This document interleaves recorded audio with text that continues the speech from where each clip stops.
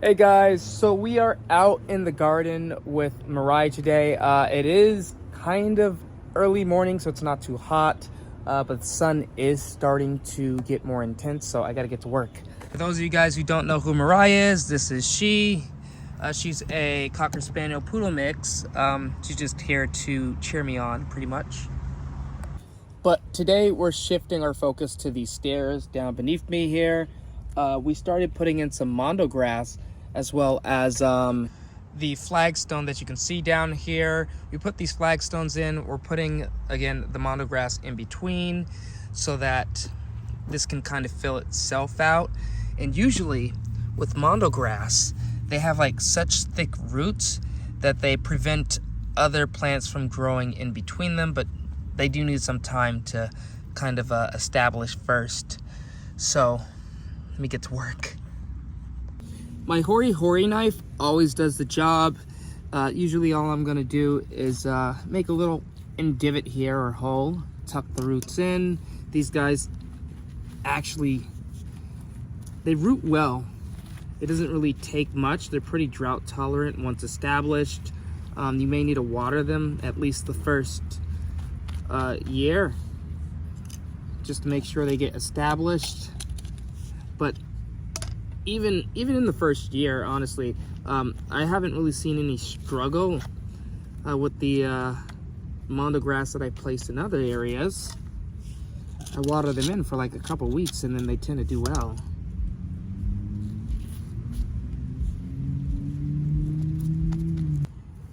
And fun fact, all of these Mondo grasses that I'm putting in ground today all came from one plant that I purchased last year.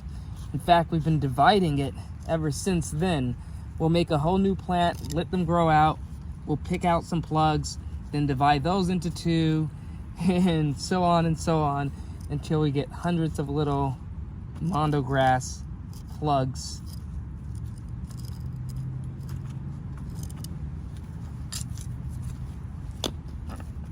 If you're unfamiliar with Mondo grass, or this specific variety, which just so happens to be dwarf Mondo grass, they do prefer kind of a part shaded area, or at least I've noticed that they do well, or the best, in part shady areas. Full sun, they might require a little bit more water, and they might struggle just a tad bit, but again, given shade, these guys will pretty much thrive. And no, this isn't actually a full sun area either. During the middle of summer, it gets a ton of heat, but during the late summer, spring months, fall months, winter months, this is kind of a shady area. It just depends on how high the sun gets. As the sun kind of goes over the trees in this area for now, until they grow up a tad bit more.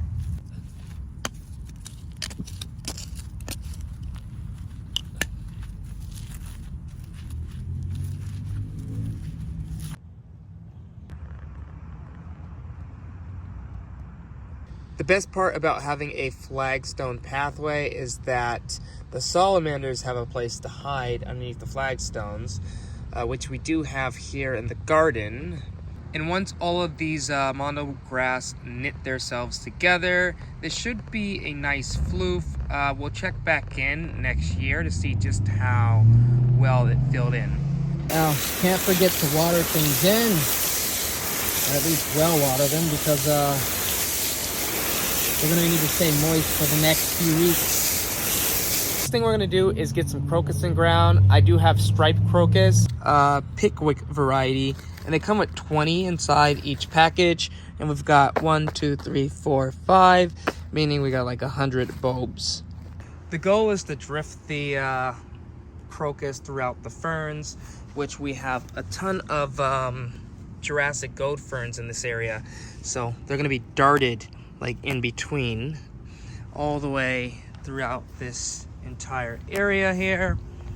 They'll stop right around this heuchera and continue again past the ferns and throughout to at least here. So guys, the goal is to do this while the squirrels aren't out watching, because they'll pick these guys up and they'll eat them. And then we won't have any crocus growing in here. So I'm placing them in the areas, darting them about, and then eventually we'll actually get them in ground. So I'm not sure if you guys can see exactly what I did, but I didn't place them too close together. In fact, they're at least some inches apart. In the end, they will divide on their own. They'll kind of spread by seed, they'll divide by bulb.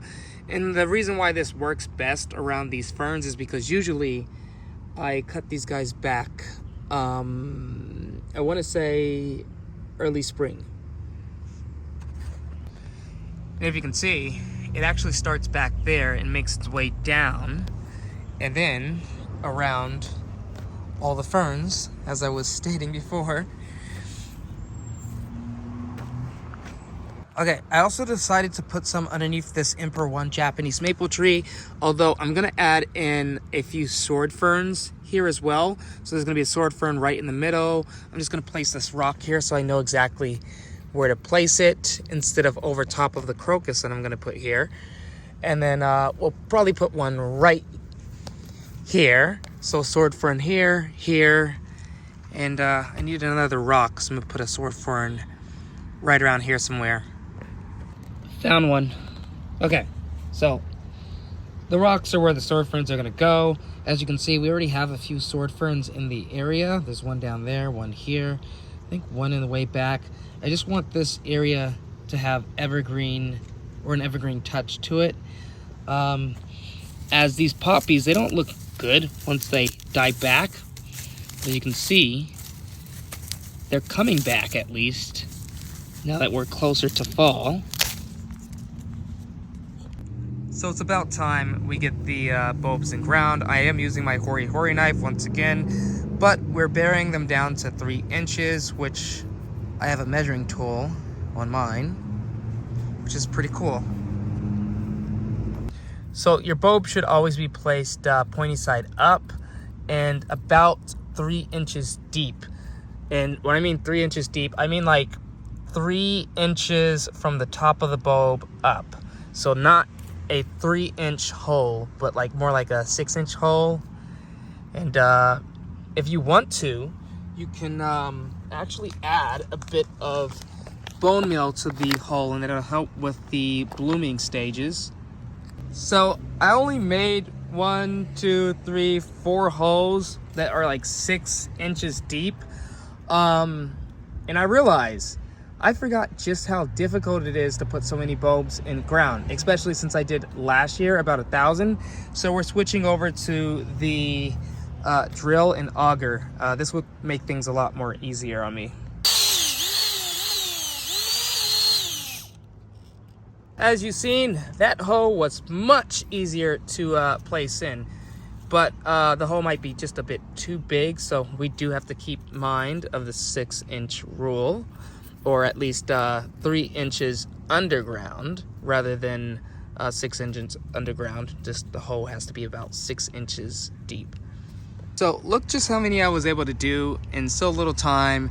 The drill is definitely the best way to go. And we're gonna continue down this path. I'll probably time lapse this because it's gonna be a lot to do.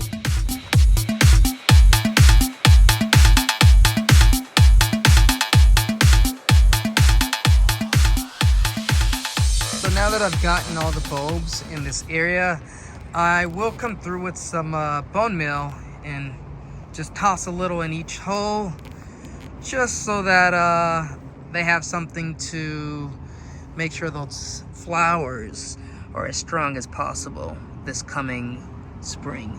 So we got our bag of bone meal. Here's what it looks like. It's in my hand. We're just sprinkling some in each and every hole so that every single plant has a little bit of feed. Do be aware that bone meal may attract animals because it's gonna smell like a food source. So if you have dogs, maybe even cats, who knows, they may try and dig this up.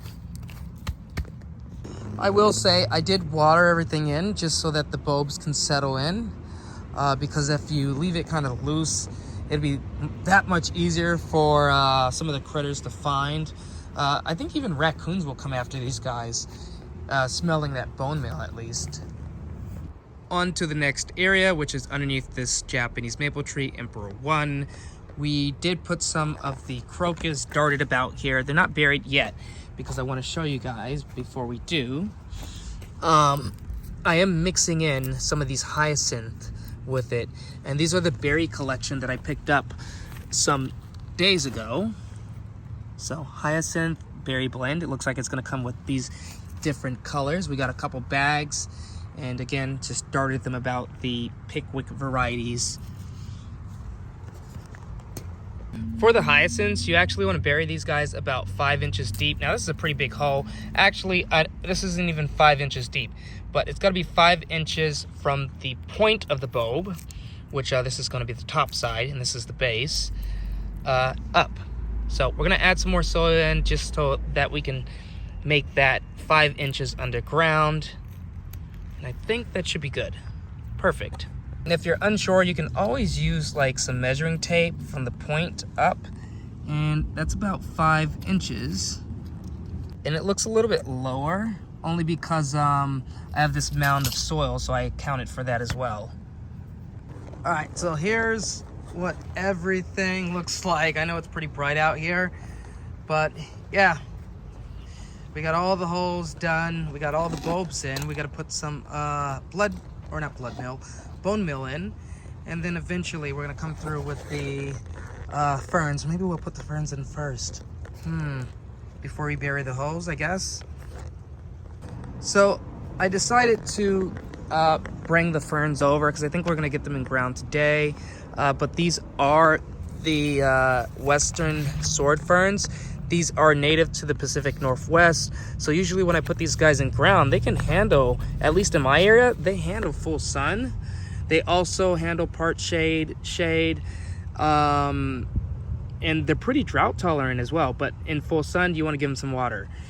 I did get 4 for this area, so 1, 2, 3, and a 4th over there.